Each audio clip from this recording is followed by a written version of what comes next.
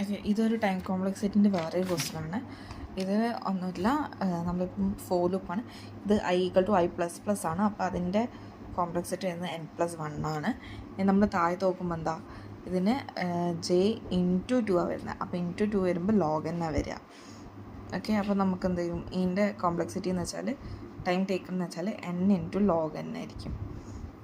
Okay, log base തന്നെ.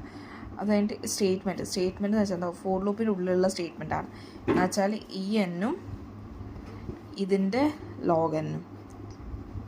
Okay, ഇതായിരിക്കും statement. ഇനി ടോട്ടൽ ടൈം എന്ന് വെച്ചാൽ n+1 plus n log n plus n log n equal to n+1 to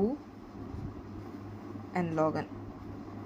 ഇതിൻ്റെ time complexity എന്താണെന്ന് വെച്ചാൽ n log n, big of n log n ആയിരിക്കും ഇതിൻ്റെ ടൈം കോംപ്ലക്സിറ്റി വരുന്നുണ്ടാവും.